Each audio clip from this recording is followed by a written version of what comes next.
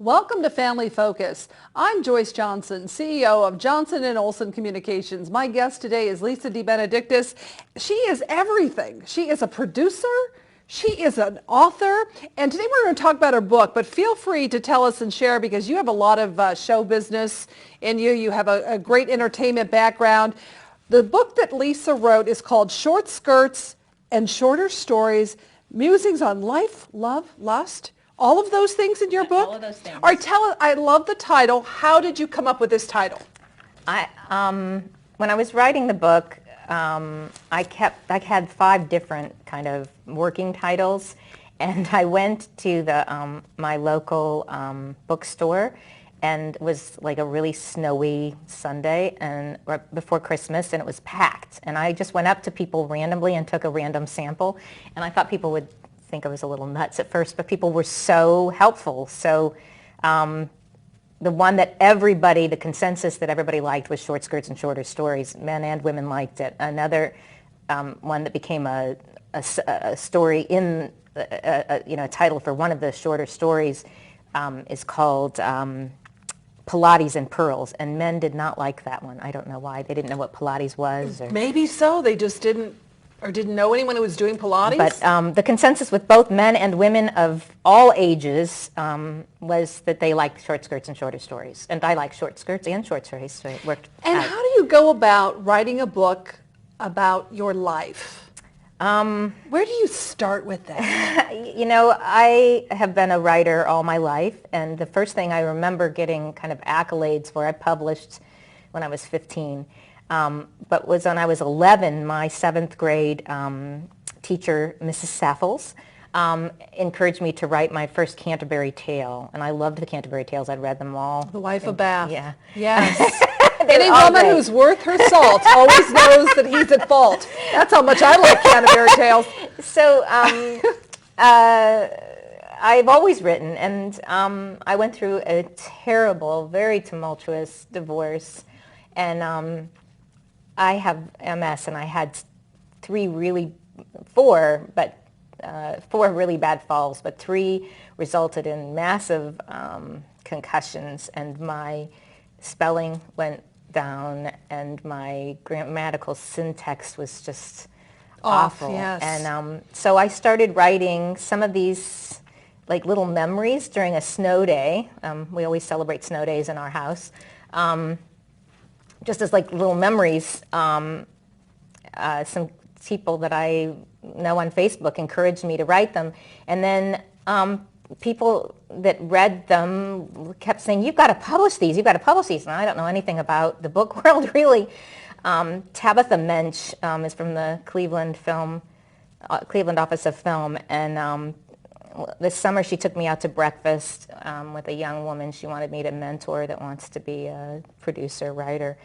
And I read a couple of those at the breakfast, and she just kept at me. She would like weekly, she's in the BVI right now, so she's not going to see this, but she would weekly like kind of haunt me and say, I would send her film scripts that I'm trying to get produced, and she'd say, that's fine, but first you got to finish this book. And so when I finished it, I wrote to her and said, okay, you were the catalyst to do this. And I just had a lot of friends. My friend Jondi, who's featured in a lot of these stories, just kept pushing me to do it. My friend Sherry Coben helped me proof, any time of night, middle of the night. She's just awesome. I have the most amazing friends all over the world, and they were just really supportive and thought that my stories, even though they're personal, were relatable. And that's one of the things I'm finding is that men, I thought they would skew more female, but men and women really seem to be galvanized by a lot of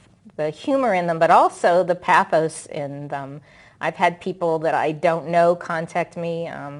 A producer from the Dead Poets Society bought it, I think the first night it was published, and wrote me, and I was so floored by that. I love that film. I mean, he's done lots of other really good work, but people from all walks of life seem to find kind of universal truths in them, and I'm just so happy about that.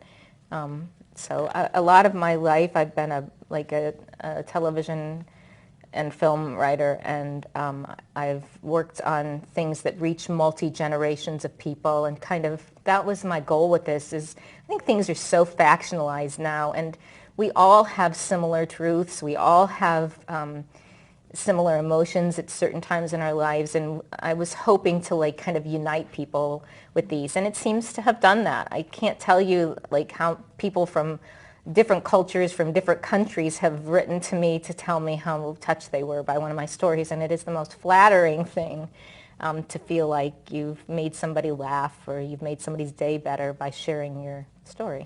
Was it difficult for you whenever you do the self-analysis and you go to particularly painful things which you do write about?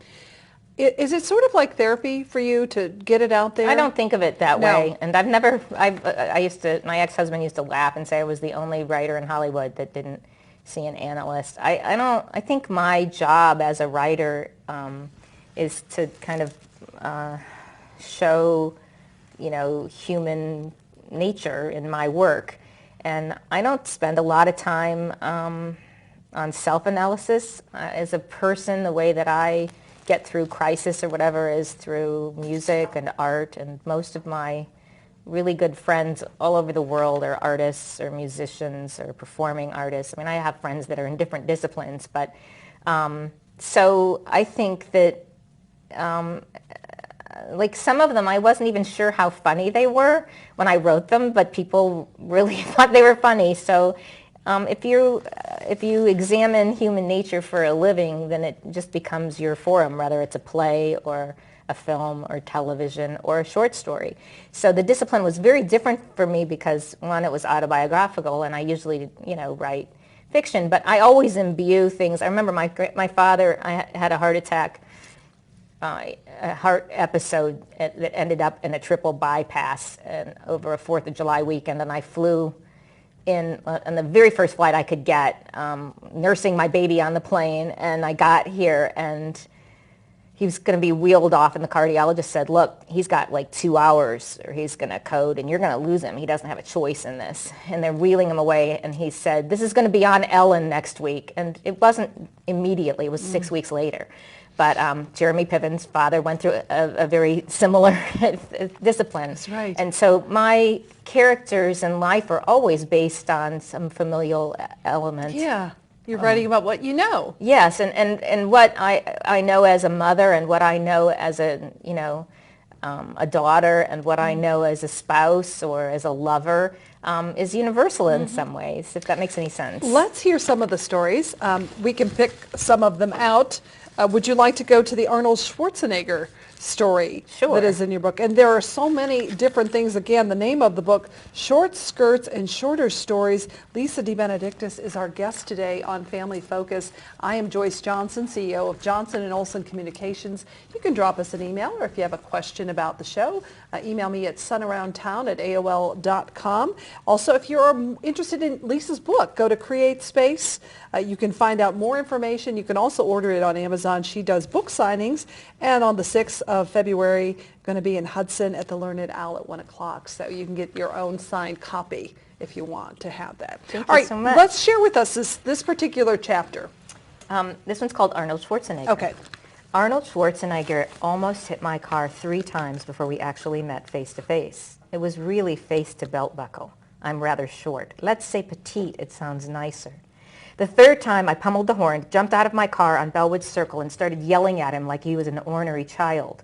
Arnold grinned, which just pissed me off even more.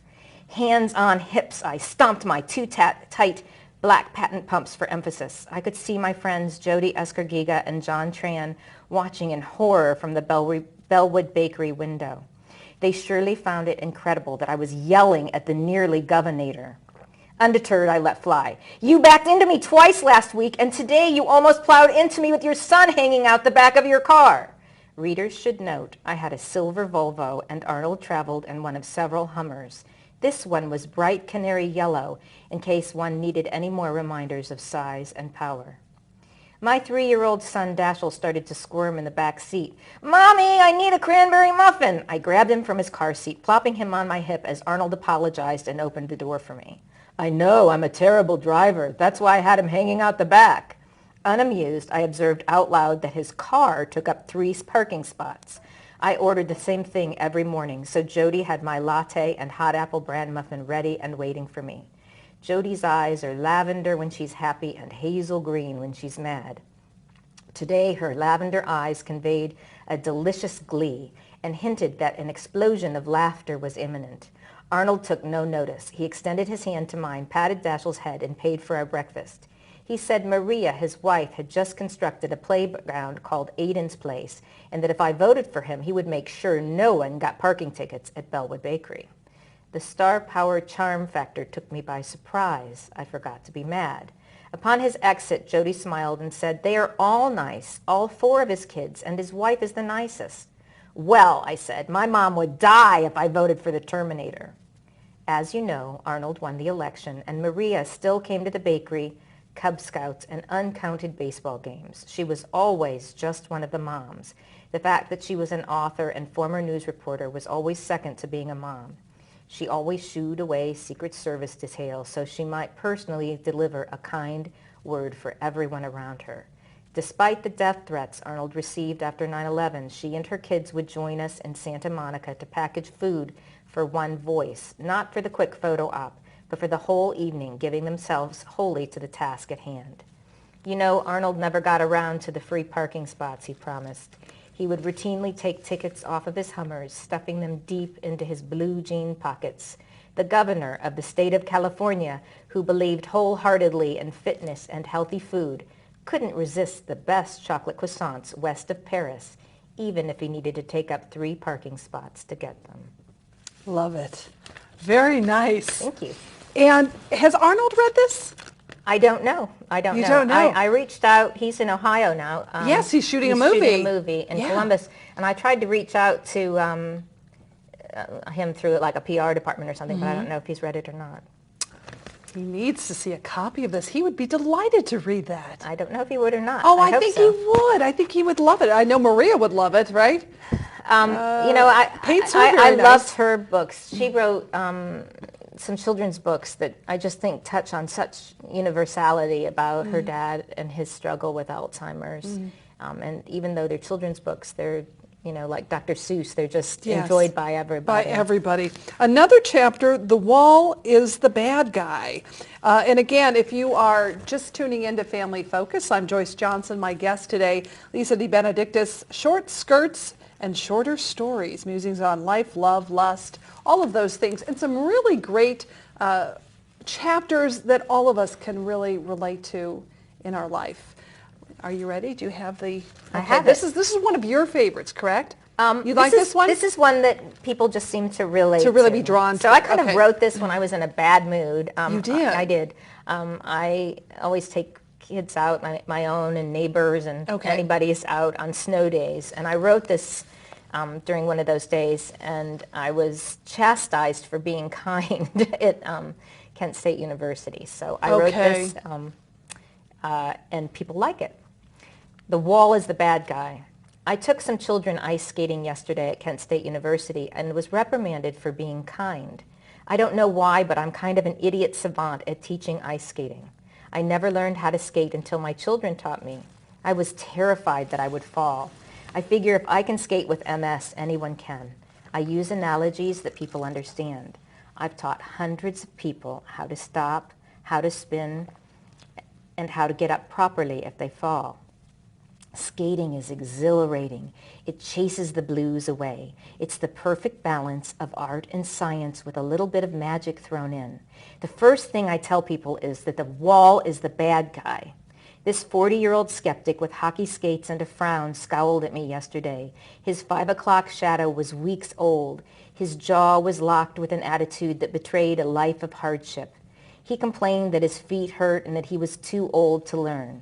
Resilient and determined, I replied, I've taught hundreds of people how to skate, and you are not going to be my first failure. Last year, I taught a 9-year-old boy with cerebral palsy. That little boy had fortitude and courage that you and I can never fathom. I was terrified he was going to fall on me or pull me down, but I calmly told him that everyone has a magic table, and if you think you're going to fall, it will hold you up. He sneered at this ludicrous notion. Silently, I begged the universe for patience and proceeded to show him how to turn, to move forward, and how to stop.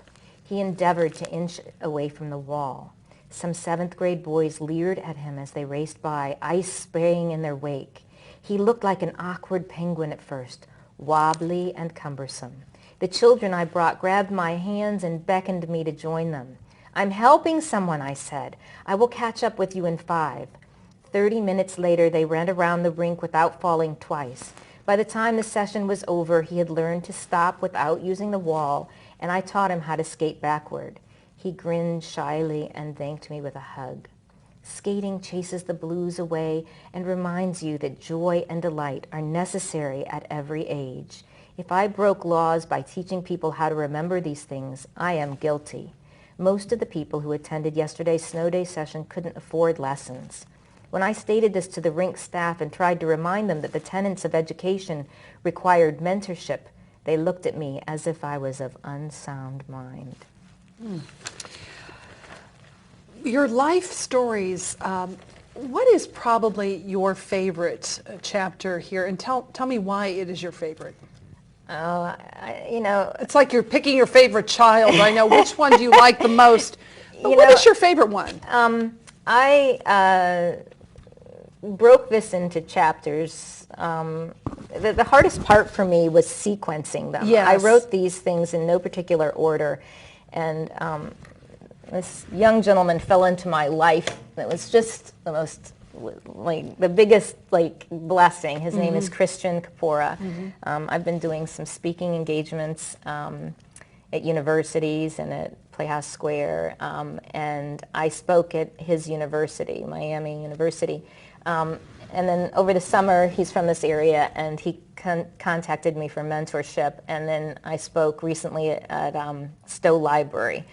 And he brought his folks, and he came, and he made the colossal mistake of saying, if you need any proofing, please call me. Okay. And so I said, Uncle, please! Yes. And he came over, and I used to edit films before I became a producer.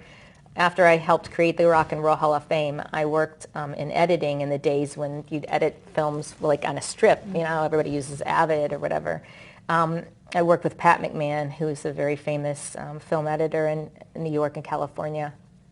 And we worked together with Chip Cronkite on a Donald Sutherland film with Chad Lowe.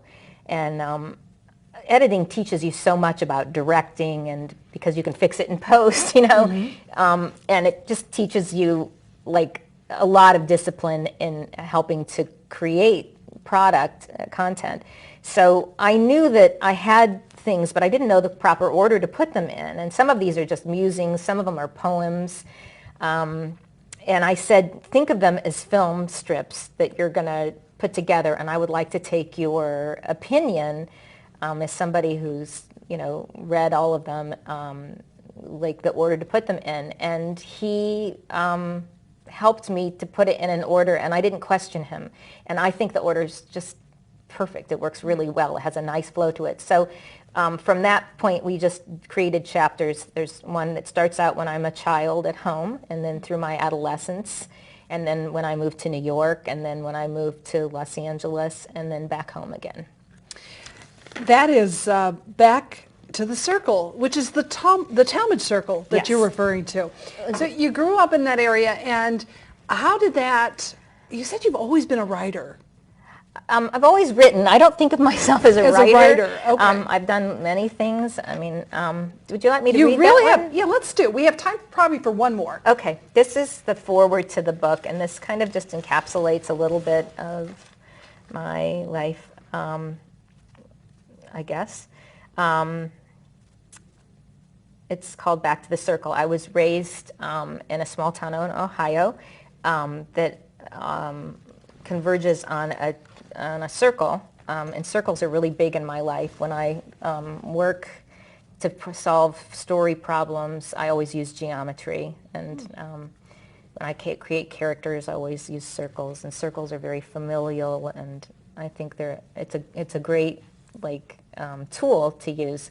And this place in 1812, when it was first formed, made a lot of sense, because every road that people would take their horses and buggies and converge in a circle. But now it's like, driving in Rome or something. Mm-hmm. I always say that people that are raised in this area are the best drivers in the country, because, Ohio drivers are tough. And we can handle those turnarounds. That's right. So it's 17 inches those of snow. Roundabouts. And they're, yeah. Yeah. And so 12 places it converges on one circle, and there's no lights. So you have to be kind of an aggressive driver. Absolutely. To get through it. And so this is called Back to the Circle. I have to find it. Give me 1 second. That's all right. My life has not had the easiest trajectory. Like most people, there have been enormous ups and downs. I am a determined, tiny woman who was raised in a small town in Ohio. My nervous habits are that I fidget, iron, and bake. Boy, do I bake when I'm nervous. Papa roast breads, muffins, cakes, cookies. I lived in Switzerland during a college internship and learned Swiss German on the spot. I tried to move back home, having been so homesick that even the finest of Swiss chocolates couldn't help me. Home is northeastern Ohio. My dad was working-class second-generation Italian. He built our beautiful home brick by brick in a suburb. There has been a shortage of jobs in the area since I was little. I moved to New York City literally on a wing and a prayer at 19, with a short-term sublet on Avenue C and $250 in my pocket, having never even visited there before. A small-town girl gets kicked around the Big Apple pretty fast. I had 5 or 6 jobs just to survive. Some of them seemed to outsiders to be more glamorous than others. I modeled, worked on a sitcom, helped write speeches for a presidential candidate, and helped create the Rock and Roll Hall of Fame. I had to move around a lot and took jobs and suplets and watched cats and children in between just to survive. Finally, I met my husband, a native New Yorker who at 23 wanted to write the great American novel and who had led a New Yorker's teenage life. He seemed exotic and troubled, and I have a big heart. After a tumultuous courtship, we got married and within a year moved to Los Angeles to work in the biz. I've never planned to live so far away from home. I found LA strange and transient.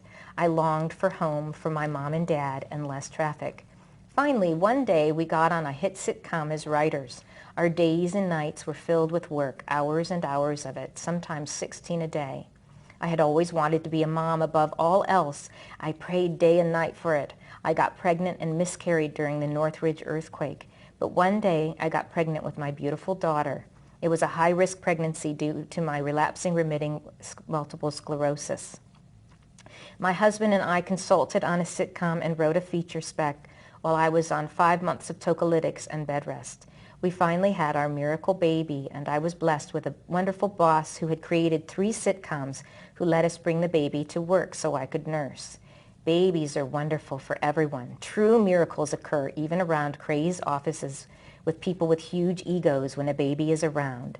The hardest heart can melt when a baby blows a kiss. My daughter was completely at home on the set. She learned to walk on a set with crews and actors cheering her every step. The backlots of Disney and Universal became her parks. She and her pretty nannies used their best manners to get the production assistants to cart them around on golf carts.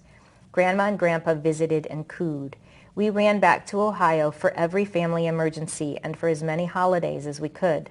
Her brother was born nearly 3 years later and is the light of all of our lives. He's a prodigy musician and loves all things American: baseball, grandma, and apple pie. I began to grow leery of Los Angeles when my daughter entered middle school. The traffic was so bad it could take hours to travel just a few miles. The earthquakes, mudslides, and wildfires take on a different perspective when you fill out all those school emergency forms. I yearned even more for home. Grandparents were getting older, and the statues won for writing and producing just looked like trophies I had to dust. I wanted my children to be able to ride their bikes and know their neighbors like I did in my youth. My path became clear after my father had to endure a terrible back surgery, and my 102-year-old maternal grandfather moved from his retirement home in Florida to assisted living. My kids adjusted and flourished in Ohio. My daughter found the schools easy to maneuver. All the things I had loved when I was her age she seemed to like. I felt stifled and lonely at first, but dove right into being a suburban mom and found wonderful things I hadn't the time for when I was growing up. Some of the most wonderful museums and libraries in the country, the best orchestra in the whole world, some of the most beautiful parks and hiking and bike trails and great bird watching. When my husband finally decided to come east to join us, it was very clear we had grown far apart. I tried to go through the motions, but the distance and time away from each other seemed insurmountable. I filed for divorce 1 year ago after 27 years of ups and downs, hardships, losses, great wins, and wonderful moments. I wanted a divorce that was amicable and one that would be as easy on all parties as possible. Ironically, when I filed, I drove all night and day with exactly $250 in my purse and ended up in the lap of my best friend in New York. I stayed about 5 days, took many meetings, and returned home to find children who had been brainwashed that I didn't love them and had abandoned them, even though they had known for years that Mommy and Daddy loved them and would always love them. Turns out divorce is about war, and I am a lover and a comedy writer. The last year of my life has been filled with way too many lawyers and courthouses and paperwork and too many people prying into private lives. My dad has suffered strokes, my mom a terrible paralysis resulting from a degenerative disease and a car accident. My children are estranged from me. I cry to strangers on the street. Nothing has ever broken my heart more.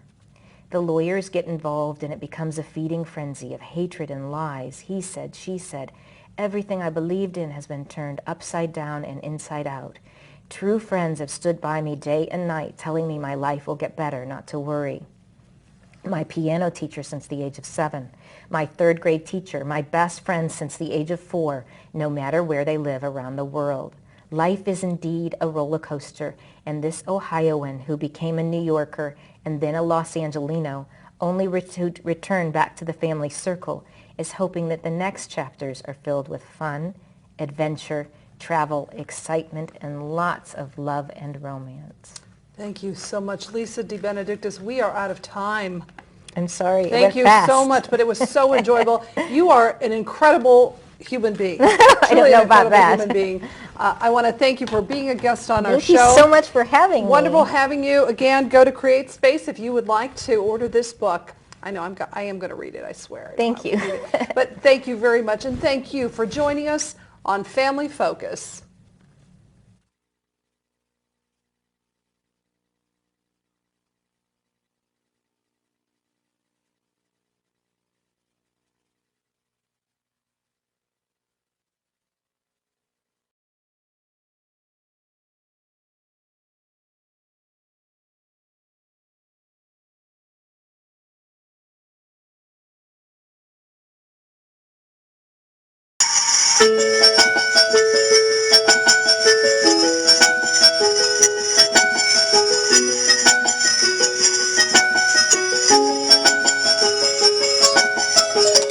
Yeah, my farmers know what the way their pavement is. Cause there ain't no parachute that they can make for this. Cause I put my pain, my heart, my soul, my faith in this. Does anyone feel like how I feel?